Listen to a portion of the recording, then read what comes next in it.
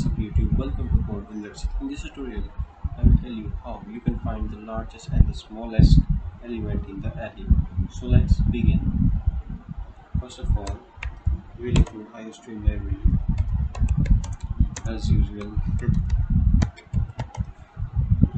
Then we will use the namespace.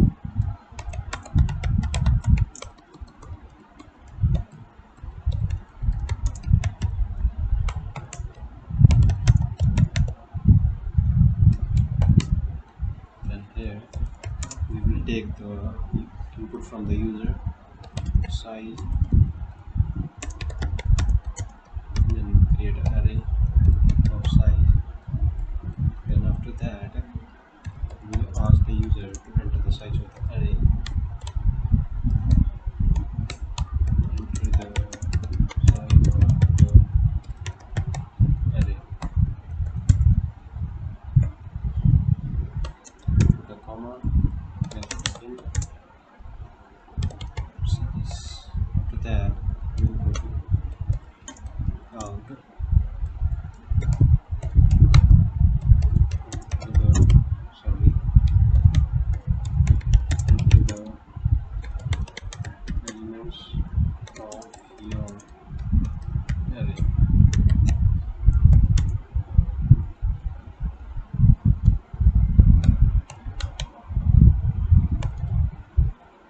Let me remove this.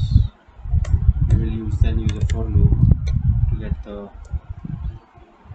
elements of the array. Int I is less than psi, then I plus plus. Here simply put in array I.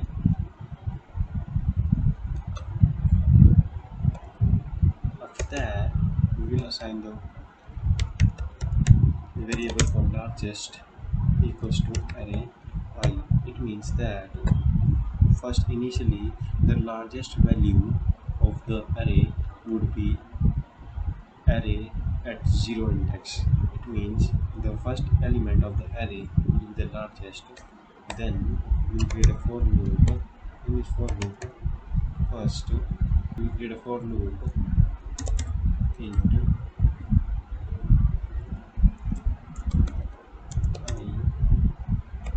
I is less than size I plus plus. Then in this for loop we will create a condition if array I, if this I array is greater than largest, then what will happen then? Largest equals to this array I. It is as simple as eating a chocolate. Then we will simply put a count statement. Largest in the array is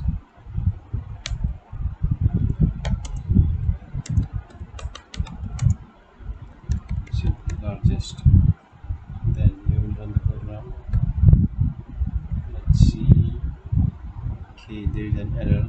Yes, we have not put the int here. Now let's run that again. Okay, so let the size of the array be 4, 2, 3, 4, 5. 5 is the largest in the array. And for the smallest in the array, first we will create the variable smallest equals to array. Then here we put the smallest